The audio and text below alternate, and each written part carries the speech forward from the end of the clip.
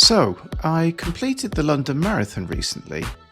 Not the official stampede, no mass start, no elbowing strangers for oxygen while tripping over discarded water bottles. I did it my way, in reverse, starting at midnight, involved me getting lost in East London, confusing London and Tower Bridges. Of course, I chose the wrong one, typical. But London Marathon has decided my efforts are worthy of a medal, and who am I to argue with Hugh Brasher? Yes, I finished, which at the time felt like the entire point of existence for about 6 months. Medal acquired, limped away, brief moment of feeling like a responsible adult, and then something slightly odd happened. I felt not great. Not injured, not great. Not exhausted, not great. Just flat. A bit disoriented, as though someone had removed the scaffolding from my personality and I was now expected to be just a person again. And no one really warns you about that bit, which is weird because I've done this 35 times now. You'd think that I'd have figured out that the actual race is just the finale. The real story is what happens in the weeks after, when you're standing in your kitchen at 6 a.m. on a Tuesday thinking, what am I supposed to do with myself now? Spoiler alert, I haven't totally worked it out. The thing about marathon training is that it quietly takes over your life. At first you think you've entered a race. What you've actually done is to sign up for 6 months of severe obsession. Suddenly your week has structure. Long run Sunday, recovery runs, which are slower than your normal pace, which you don't understand but you do them anyway. Intervals you actively resent, tempo runs you pretend to understand, and stretching, which is mostly theoretical. You become one of those people, you know the type, the ones who say, no, I can't, I've got to do my long run today. As if you're preparing for a polar expedition rather than jogging around suburban parks in fluorescent clothing, slowly accumulating chafing injuries in new and creative places. And it becomes your identity. Not just something you do, something you are. What's Hamster up to these days? Oh, he's training for a marathon. Again? Yeah, when is he ever going to learn? And then there are the TCS London and other marathon Facebook groups. I joined them thinking I'd get practical advice about pacing, nutrition, recovery strategies, expert knowledge, community wisdom. What I got instead was something closer to an emotional alternative reality where every jog is treated like a cinematic triumph. Someone posts a run, really struggled today, nearly quit after 5k, legs felt heavy, bit demoralized, not gonna lie. And the replies flood in. Absolutely amazing, you're a machine, marathon ready, never quit, you've got this. And I'm sitting there thinking, are we all looking at the same data? This person appears to have jogged to a mild emotional crisis and back. But that's the culture. That's the unspoken agreement. Every run is heroic. Every effort inspiring. Every slight wobble treated like a Netflix documentary about human survival. It's strangely intoxicating because suddenly you're not training alone in the Valencia heat or the rain or whatever the Circuit Val d'Albaida throws at you. You're part of something bigger. You're not just grinding out 18 miles on a Sunday morning. You're a marathoner, capital M. You're in the tribe, And of course you get pulled into it completely. You post your own run. Bit slow today, legs heavy, but got it done. And strangers respond like you've crossed the Sahara on foot. You sit there quietly accepting their applause, thinking, well, if you're all going to celebrate my Tuesday morning jog, who am I to argue? It's weirdly addictive. Then race day arrives, the actual event, the London Marathon happens. You do it, you survive it, you cross the line or hit the 42.2 kilometers point and experience the universal moment of thinking, why on earth did I do that to myself? I knew damn well what was going to happen. There's a medal, heavy, uncomfortable, and you kind of regret wearing it for all of the post-race photos. And there are multiple photos taken of you on the course at super unflattering angles that probably should be classified as a controlled substance. It's a brief sense of completion, maybe some crying, definitely plenty of hobbling, and then it ends. Within a few days, the tone of the Facebook group changes entirely. The feeds move on, new runners appear, new optimism floods in. New people asking, can I really do this? And the group responds with 47 fire emojis.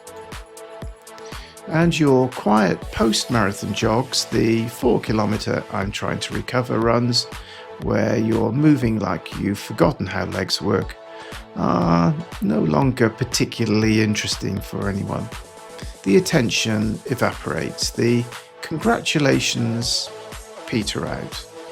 The tribe moves on to the next batch of people actually training for something, and you're just there jogging slowly, alone again.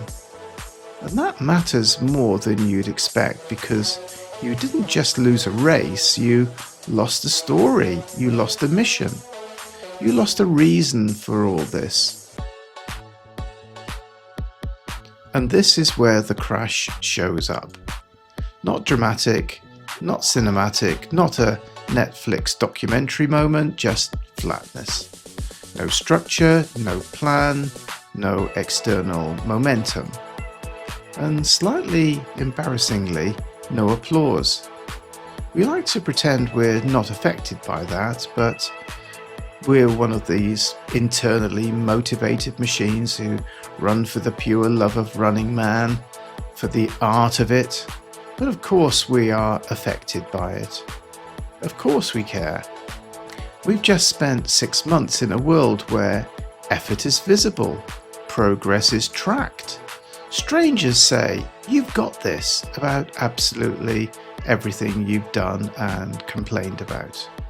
Every single Sunday feels like it matters, and then suddenly silence. So you drift, you eat like you're still running 18 miles every weekend. Spoiler alert, you're not, and wonder why your shorts feel tighter.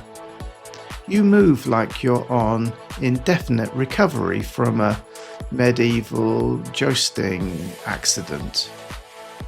You say things like, never again, with suspicious seriousness, knowing full well that by September you'll probably be Googling 2027 marathons while pretending it's just research. Classic schoolboy error, which I would know all about because I've made it pretty often myself. I never learn. Who would have guessed? Here's the bit I didn't expect, even after doing it for decades. I thought I missed the marathon. I didn't. I missed the mission, the structure, the fact that life had shape. Sundays meant something specific. They meant long runs, they meant 90 minutes minimum, they meant purpose.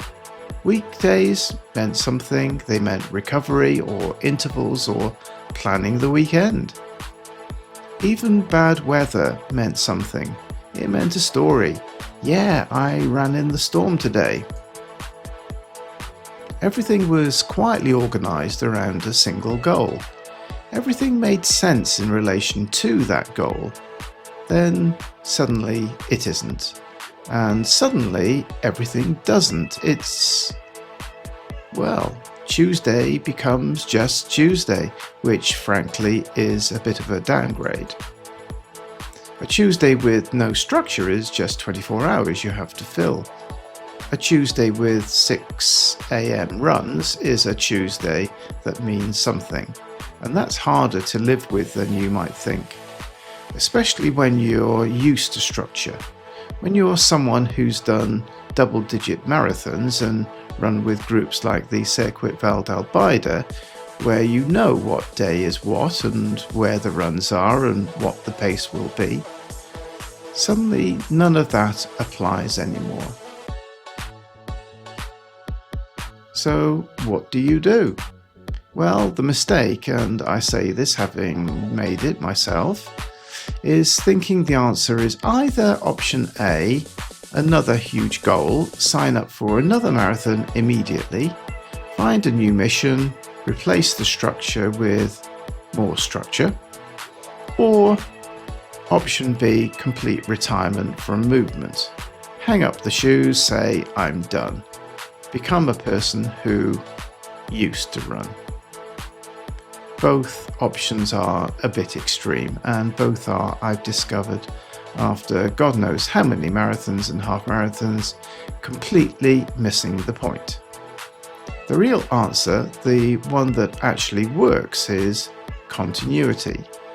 Not intensity, just something small that keeps the habit alive. A short run, a walk, a routine. No pace targets, no Strava segments. No imaginary audience applauding your drizzle-based achievements. Just movement, just showing up, just remembering that you're someone who runs. Not someone who trained for a marathon, someone who runs.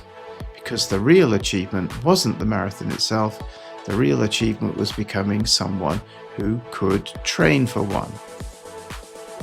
Becoming someone disciplined enough to get up in the dark and do 18 miles on a Sunday. Becoming someone who belonged to a running community. And if you can keep even a small part of that afterwards, even just a regular Tuesday jog, or run with the Circuit Val d'Albaida, even just a habit that stays alive, then maybe the crash isn't a failure. It's just the adjustment period after doing something properly intense. I used to think the marathon was the story, the climax, the point, the thing that everything else existed to support. Now I think it was just the ending. The story itself was everything that led up to it. The months of getting up when you didn't want to, showing up when it rained, building a life around something slightly ridiculous but strangely meaningful. The Wednesday evening runs with people who got it, the long Sunday mornings where you learned something about yourself. The Facebook groups celebrating your Tuesday jogs, even the parts that felt pointless at the time. That's the story. The marathon was just the punctuation mark, and if you can keep even a small part of that afterwards, then maybe you're not crashing after all. Maybe you're adjusting. Even if you wake up on a Tuesday and think, who am I without a marathon to train for? The answer is you're still a runner. You're just a runner without a spreadsheet, which, honestly, might be the healthiest thing that happens to you all year. I hope you enjoyed the video, aka Hamster Rant. If so, please do consider subscribing to the channel. I look forward to seeing you next time.